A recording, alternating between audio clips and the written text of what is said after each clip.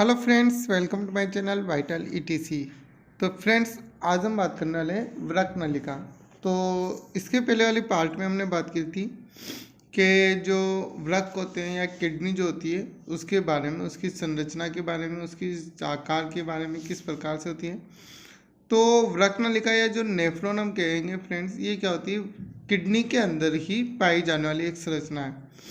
तो नेफ्रॉन क्या होती है फ्रेंड्स, सबसे पहली बात तो अगर इसके बारे में अगर हम परिभाषा के हिसाब से बात करें तो उत्सर्जन तंत्र की सबसे छोटी संरचनात्मक व क्रियात्मक इकाई को हम क्या कहते हैं, नेफ्रॉन कहते हैं। कि जैसे शरीर की सबसे छोटी संरचनात्मक क्रियात्मक इकाई कोशिका होती है, ठीक उसी प्रकार अगर पर्टिकुलर हम उत्सर्जन तंत्र की बात करें तो वृक्क की जो सबसे छोटी स्मॉलेस्ट यूनिट जो होती है, सबसे छोटी संरचनात्मक क्रियात्मक इकाई जो होती है वो क्या होती है, नेफ्रॉन, या इसको हम किस नाम से जानते हैं, वृक्क नलिका के नाम से जानते हैं। ठीक, तो इसमें फ्रेंड्स जैसे वृक्क नलिका जो होती है ये किस प्रकार होते हैं, अगर इसको हम डायग्राम के हिसाब से समझने की कोशिश करें तो जो नेफ्रॉन होते हैं इसकी संरचना क्या होती है, कुछ इस प्रकार से होती है। जैसे कि यहाँ पे कुछ इस प्रकार से, ठीक है फ्रेंड्स। तो नेफ्रॉन की संरचना कुछ इस तरीके से होती है और यहाँ पे पीछे क्या होती है, संग्रह नलिका देखी जाती है। तो फ्रेंड जैसे कि यहाँ पे लिखा हुआ है, जैसे सबसे पहले लिखा है मेलपीगी कोश, मेलपीगी इकाई या इसको मेलपीगी कोश के नाम से बोलते हैं। ये दो भागों से मिलकर बना होता है। जो ये प्याले नुमा संरचना जो दिखाई देती है फ्रेंड्स, इस प्याले नुमा संरचना को तो हम बोलते हैं बोमेन संपुट।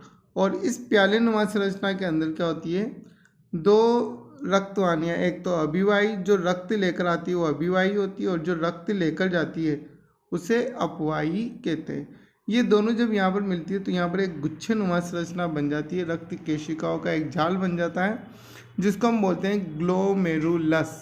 ठीक है फ्रेंड्स, तो जब इन दोनों को एक साथ बोलते हैं, बोमन संपुट, ये प्याले नुमा संरचना और इस ग्लोमेरुलस, बोमन संपुट और ग्लोमेरुलस, इन दोनों को जब एक साथ बोला जाता है तो इसको हम क्या बोलते हैं, मेलपीगी कोश के नाम से जानते हैं। ठीक है फ्रेंड्स, तो आप जैसे कि यहाँ पे देखिए कि मेलपीगी कोश क्या है, तो देखिए ये दो भागों से मिलकर बना होता है, एक तो है बोमन संपुट, ठीक, और एक है ग्लोमेरुलस। बोमन संपुट ये एक प्यालेनुमा संरचना होती है, ठीक है, ये पोडोसाइट्स कोशिकाओं से बनी होती है। ठीक, इसके बाद है ग्लोमेरुलस। बोमन संपुट में अभिवाही धमनिका एवं गुच्छे के रूप में उपस्थित रहती है, जिसे हम क्या कहते हैं, ग्लोमेरुलस कहते हैं। ठीक है फ्रेंड्स, तो ये तो था मेलपीगी कोश। अब आगे का जो भाग बचा हुआ है ये सब क्या होता है, नलिका के रूप में होता है। जैसे कि ये वाला भाग क्या होता है, नलिका के रूप में। तो इसमें क्या होता है, सबसे पहले जो ये फर्स्ट घुमाव जो होता है इसको बोलते हैं हम समीपस्थ कुंडली सिरा या फिर निरस्त कुंडली सिरा। ये किसके अकॉर्डिंग बोला जाता है, बोमन संपुट के अकॉर्डिंग, क्योंकि बोमन संपुट के पास में, इस वजह से इसको क्या बोल दिया जाता है, समीपस्थ कुंडली सिरा। जैसे कि आप यहाँ पे देख सकते हैं कि समीपस्थ कुंडली सिरा जो होता है वो किस प्रकार है, तो इसके यहाँ पे हम बात करते हैं। यह बोमन संपुट से जुड़ी रहती है, इसका व्यास 50 म्यू होता है, 50 माइक्रो या 50 म्यू होता है। यह घनाकार एपिथेलियम कोशिकाओं से बनी होती है। ठीक है फ्रेंड, तो जो टिश्यूज जो होते हैं, उत्तक जो होते हैं, उसमें कौन से प्रकार का, ये घनाकार एपिथेलियल कोशिका से ये बनी होती है या उत्तक से बनी होती है। इसका सेकंड पार्ट जो है फ्रेंड्स, सेकंड पार्ट है इसका, ये यू आकृति वाला भाग, ये जो यू आकृति वाला भाग है ये सेकंड पार्ट है, जिसको क्या नाम दिया गया, लूप ऑफ हेनले या हेनले का लूप, जिसको क्या कहा गया, हेनले का लूप। ये यू आकार की नलिका होती है जो समीपस्थ व दूरस्थ कुंडली का नलिका के बीच में होती है। यह शल की उपकला कोशिकाओं से बनी होती है। ठीक है फ्रेंड्स, तो ये किसके द्वारा बना होता है, शल की उपकला के द्वारा। एक तो क्या था घनाकार और दूसरा शल की उपकला उत्तक के द्वारा बना होता है। तीसरा पार्ट देखो फ्रेंड्स, तीसरा पार्ट है अपने पास, ये वाला पार्ट। ठीक है, मतलब जो कि बोमन संपुट से दूर जो कुंडली सिरा होता है उसको क्या बोलते हैं हम, दूरस्थ कुंडली सिरा, जिसको किस नाम से जाना जाता है, दूरस्थ कुंडली सिरा के नाम से इसको जाना जाता है। ठीक, ये वाला पार्ट अपना दूरस्थ कुंडली सिरा। यह संग्राहक नलिका व हेनले के लूप के मध्य स्थित होती है और यह घनाकार एपिथेलियल कोशिका से निर्मित होती है। तो ये भी किसके द्वारा बना होता है फ्रेंड्स, घनाकार एपिथेलियम के द्वारा। ठीक, तो निरस्त समीपस्थ कुंडलीशिरा और दूरस्थ कुंडलीशिरा दोनों ही किसके द्वारा बने होते हैं, घनाकार एपिथेलियल के द्वारा। और जो हेनले का लूप होता है वो किसके द्वारा बना होता है, शल की कोशिका द्वारा, शल की उपकला उत्तक द्वारा। ठीक है, अब संग्रह नलिका, लास्ट पार्ट क्या है अपने, संग्रह नलिका, जहाँ पर क्या होता है एक प्रकार से जो यूरिन संग्रह नलिका में क्या होता है, जो अपशिष्ट पदार्थ आके इकट्ठा होता है, तो इस वाले पार्ट को हम क्या बोलते हैं, संग्रह नलिका। ठीक है, तो यहाँ से रक्त किस में आ जाता है, या जो अपशिष्ट पदार्थ मूत्र जो है वो किस में आ जाता है, संग्रह नलिका में आ जाता है। तो संग्रह नलिका की अगर बात की जाए तो संग्रह नलिका क्या होती है, प्रत्येक वृक्क नलिका आगे की ओर संग्रह नलिका में खुलती है। यह संग्रह नलिका आपस में मिलकर बेलनाइन नलिका बनाती है और यह आगे जाकर किस में खुलती है फ्रेंड्स, मूत्रवाहिनी में खुलती है। ये संग्रह नलिका जो होती है ये किससे जुड़ी होती है, फिर आगे जाकर ये एक प्रकार से क्या बनाती है यहाँ पर, मूत्रवाहिनियाँ। ठीक है, आगे मूत्रवाहिनियाँ। तो फ्रेंड्स इसको कुछ इस तरीके से समझने कीजिए, ये संग्रह नलिका एक प्रकार से क्या होगी कि ये जो संग्रह नलिका है ये किस में जाकर खुलेगी, आगे जाकर मूत्रवाहिनियों में। जैसे कि ये क्या हो गई एक प्रकार से यहाँ से मूत्रवाहिनियों में, और दो मूत्रवाहिनियाँ किस में जाकर होती है एक प्रकार से, मूत्राशय में, और मूत्र मार्ग द्वारा फिर इसको क्या कर लिया जाता है, शरीर से बाहर त्याग दिया जाता है। मूत्र मार्ग द्वारा इसको शरीर से बाहर त्याग दिया जाता है। तो फ्रेंड्स इस प्रकार से प्रोसेस चलती है। तो ये हम जब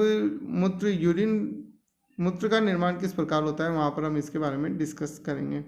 अभी हम नेक्स्ट बात करते हैं अपनी मूत्रवाहिनियाँ। ठीक है, नेक्स्ट अपने क्या है यहाँ पर, मूत्रवाहिनियाँ क्या होती है।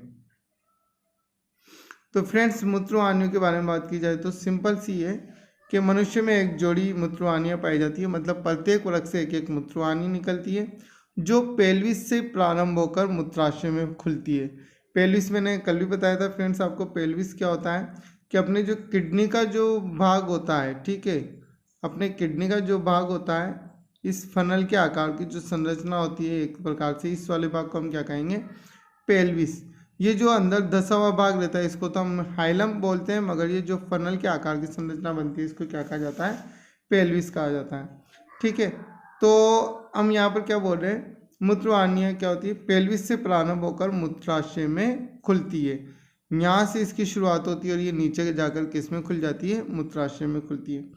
इसकी भित्ति में क्रमाकुंचन गति होती है। तो फ्रेंड्स ये चीज़ हमने आर नाल में भी पढ़ी थी कि क्रमाकुंचन गति क्या होती है, कि एक प्रकार से पेशियों की बनी एक संरचना होती है जो कि आगे खिसकाने का काम करती है एक प्रकार से इनको, तो क्रमाकुंचन गति उसको कहते हैं। ठीक है, वहाँ पर भोजन को जब हमने ईसोफेगस में क्रमाकुंचन गति पढ़ी थी ग्रास नाल में, तो भोजन को आगे खिसकाने का काम कर रही थी, यहाँ पर एक प्रकार से क्या है, अपशिष्ट को आगे खिसकाने का काम करेगी। नेक्स्ट है मूत्राशय। तो मूत्राशय क्या होता है फ्रेंड्स, कि जो मूत्रवाहिनियाँ आगे जाकर एक संरचना में खुलती है जिसे हम मूत्राशय कहते हैं। तो ये पेशियों से बनी थैले के समान संरचना होती है जिसे मूत्रवाहिनियाँ खुलती है, इसमें जाकर मूत्रवाहिनियाँ खुलती है, इसमें मूत्र का संचय किया जाता है। और एक और खास बात कि ये जो लचीली पेशियों से बना होता है। ठीक है फ्रेंड्स, मूत्राशय जो होता है ये क्या होता है, लचीली पेशियों से बना होता है। और लास्ट पॉइंट है मूत्रमार्ग। मूत्रमार्ग क्या होता है कि मूत्राशय मूत्रमार्ग के रूप में बाहर खुलता है और पुरुष में मूत्रमार्ग की लंबाई लगभग 15 से 20 सेंटीमीटर तथा स्त्रियों में 4 सेंटीमीटर होती है। तो ये संरचना थी आपके मूत्रमार्ग के बारे में।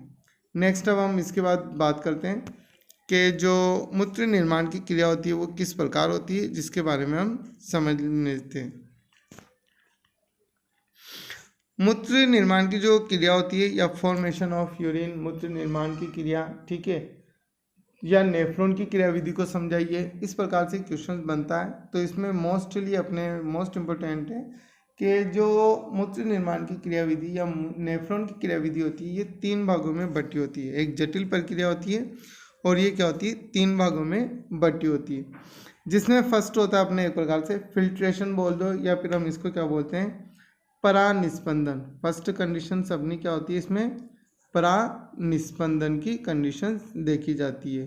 ठीक, ये हो गई फर्स्ट प्रोसेस।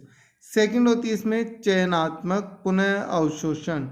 सेकंड क्या किया जाता है इसमें, चयनात्मक पुनः अवशोषण, और लास्ट होता है उत्सर्जन या स्त्रावण। ये 3 प्रोसेस इसमें मोस्टली होती है फ्रेंड्स। यूरिन फॉर्मेशन की जो 3 मुख्य प्रोसेस होती है कि मूत्र निर्माण किस प्रकार होता है या नेफ्रॉन क्रियाविधि, तो इसको 3 भागों में बांटा गया है, प्राणस्पंदन, चयनात्मक पुनः अवशोषण और स्त्रावण। फर्स्ट स्टेप में हम बात करते हैं इसमें प्राणस्पंदन। प्राणस्पंदन क्या होता है इसके बारे में डिस्कस। तो प्राणस्पंदन ग्लोमेरुलस तथा बोमन संपुट द्वारा होता है। ग्लोमेरुलस में लगभग 50 समांतर रुधिर कोशिकाएं पाई जाती है और ग्लोमेरुलस में अनेक छिद्र होते हैं जिनका व्यास क्या होता है, लगभग क्या होता है 0.1 यू से यहाँ से क्या होता है 0.5 तक होता है, जिससे ग्लोमेरुलस की पारगम्यता बढ़ जाती है। ठीक है, और अभिवाही धमनी का व्यास क्या होता है, अपवाही धमनी से अधिक होता है, जिससे ग्लोमेरुलस में हाइड्रोस्टेटिक दाब, ठीक है, ये उत्पन्न होता है, जिसका मान क्या होता है 70 mm ऑफ Hg होता है। ठीक, और इस दाब के कारण प्लाज्मा का लगभग 20% भाग रुधिर से छनकर बोमन संपुट में आ जाता है। तो यहाँ फ्रेंड्स इसको थोड़ा सा आप इस तरीके से समझने की कोशिश करें कि ये जो बोमन संपुट होता है इसमें क्या होती है, एक तो रक्त लाती है अभिवाही धमनी और एक यहाँ से रक्त छनने के बाद लेकर जाती है अपवाही धमनी। तो अभिवाही धमनी जब यहाँ पे रक्त लाती है तो इसमें एक चीज़ ध्यान रखना, अभिवाही धमनी का व्यास ज़्यादा होता है तो यहाँ से ब्लड ज़्यादा आता है और इस तरफ से कम जाता है, और जब ज़्यादा आता है तो यहाँ पर क्या होता है हाइड्रोस्टेटिक प्रेशर ये क्या हो जाता है बढ़ जाता है, जिसके कारण यहाँ पर क्या होता है पदार्थ छनकर अलग हो जाता है और पदार्थ क्या होता है छनकर नीचे आ जाता है। और इसमें जो प्रेशर लगता है वो कितना होता है 70 mm ऑफ Hg। इस चीज़ का ध्यान रखना फ्रेंड्स कि इसमें प्रेशर कितना लगता है अपने 70 mm ऑफ Hg प्रेशर इसमें देखा जाता है, जैसे कि आप यहाँ पे देख सकते हो। तो ये इसमें मोस्टली नॉर्मली पूछा जाता है कि अभिवाही धमनी द्वारा जो दाब लगता है या ग्लोमेरुलस में जो फिल्टर रेट में जो दाब लगता है वो कितना होता है 70 mm ऑफ Hg होता है। ठीक है फ्रेंड्स, अब इसमें बोमन संपुट में छनकर आता है, इस तरल को क्या कहते हैं ग्लोमेरुलस निस्यंदन कहते हैं। छने हुए पदार्थ को ग्लोमेरुलस निस्यंदन कहते हैं तथा इस क्रिया को परानिस्पंदन कहते हैं। ठीक है, तो इसको क्या कहा जाता है परानिस्पंदन के नाम से जाना जाता है। अब नेक्स्ट अगर बात की जाए कि प्राणस्पंदन के दौरान जो पदार्थ हैं, तो इसके बाद हम नेक्स्ट बात करते हैं फ्रेंड्स। एक मिनट इसको मैं, अब प्राणस्पंदन के बाद सेकंड कंडीशंस अपने जो आती है वो क्या होती है चयनात्मक पुनः अवशोषण। यहाँ पे गलत लिखा हुआ है तो ये प्रोसेस क्या है यहाँ पे चयनात्मक पुनः अवशोषण, सेलेक्टिव रीएब्जॉर्प्शन। चयनात्मक पुनः अवशोषण में क्या होता है कि जो भी प्राणस्पंदन के दौरान अपशिष्ट पदार्थों के साथ साथ क्या होते हैं कुछ उपयोगी पदार्थ भी छनते हैं, और लगभग इसमें क्या होता है 90% भाग छनकर नीचे आ जाता है। तो इनमें से कुछ उपयोगी पदार्थों को क्या कर लिया जाता है रीएब्सॉर्ब कर लिया जाता है। ठीक है, एक स्वस्थ व्यक्ति की अगर GFR रेट की अगर बात की जाए कि उसकी जो GFR रेट होती है मतलब उसके glomerulus filter rate, GFR rate का मतलब क्या होता है ग्लोमेरुलस फिल्टर रेट। तो एक स्वस्थ व्यक्ति क्या होता है कि एक दिन की अगर बात की जाए तो वो 180 लीटर पर डे, इसमें फिल्टर जो होता है ब्लड किडनी के अंदर वो कितना होता है 180 लीटर पर डे फिल्ट्रेशन होता है। और अगर एक मिनट की बात की जाए तो 125 ml पर मिनट के हिसाब से यहाँ पे ब्लड क्या होता है फिल्टर होता है, एक तरीके से उसमें छनता है। तो उसने 180 लीटर जो छना 24 आवर्स के अंदर, तो उसमें से 95% क्या होता है लगभग ये पूरा एब्जॉर्व कर लिया जाता है, केवल 0.8% ही जो है वो मूत्र के रूप में बाहर निकलता है। ठीक, और बाकी सभी को क्या कर लिया जाता है रीएब्जॉर्ब कर लिया जाता है। तो शेष भाग वृक्क नलिकाओं द्वारा पुनः अवशोषित कर लिया जाता है और वृक्क नलिका में लाभदायक पदार्थों को पुनः रुधिर में पहुंचाना चयनात्मक पुनः अवशोषण कहलाता है। उस कंडीशन को हम क्या कहेंगे चयनात्मक पुनः अवशोषण कहते हैं। और लास्ट कंडीशंस आती है इसमें आपके चयनात्मक पुनः अवशोषण के बाद की जो कंडीशन है वो क्या होगी अपने एक प्रकार से स्त्रावन। ठीक है, अब चयनात्मक पुनःअवशोषण भी क्या होता है, अलग अलग स्थान पर, जैसे यहाँ पर थोड़ा अलग अलग बता हुआ रखा है कि समीपस्थ कुंडलित नलिका में पुनःअवशोषण क्या होता है। कुंडलित नलिका में सूक्ष्म अंकुर होने के कारण 20% भाग अवशोषित हो जाता है। इसके द्वारा जल, सोडियम, लवण, क्लोरीन, ग्लूकोज, एमिनो अम्ल, प्रोटीन आदि का अवशोषण होता है। देन सेकंड जो है हेनले का लूप, इसमें जो पुनः अवशोषण होता है वो किस प्रकार होता है। इसमें निस्यंदन का 35% भाग अवशोषित हो जाता है। जो फर्स्ट पार्ट था समीपस्थ कुंडलित सिरा, या इसको हम क्या बोलेंगे, प्रोक्सिमल कन्वोल्यूटेड ट्यूब, इसको शॉर्ट में PCT के नाम से भी जानते हैं। इसमें 20% और जो हेनले का लूप होता है इसमें 35% अवशोषण किया जाता है। और इसमें मुख्यतः जल, सोडियम, पोटेशियम, क्लोरीन व रुधिर कोशिकाओं का अवशोषण होता है। लास्ट है दूरस्थ कुंडलित सिरा, तो इसके द्वारा लाभदायक शेष पदार्थ, जो बचे हुए कुछ पदार्थ है तो उनका अवशोषण कर लिया जाता है। अब लास्ट कंडीशंस आती है इसके अपने स्त्रावन या नली के स्त्रावन बोल दो या उत्सर्जन, कुछ भी इसको हम बोल सकते हैं। 3 हमने पढ़े थे, प्राणस्पंदन, अवशोषण और तीसरा है स्त्रावन। समीपस्थ दूरस्थ कुंडलित कोशिकाओं की दीवारों की कुछ कोशिकाएं रक्त से पदार्थों का संग्रहण कर सक्रिय अभिगमन द्वारा वृक्क नलिकाओं में स्त्रावित कर देती है। इस क्रिया को नली के स्त्रावन कहते हैं। तो ये था आपके यूरिन फॉर्मेशंस। तो ये टॉपिक आपका फ्रेंड्स कंप्लीट है। यदि वीडियो अच्छी लगी हो तो प्लीज़ लाइक और शेयर जरूर करें। Thank you for watching.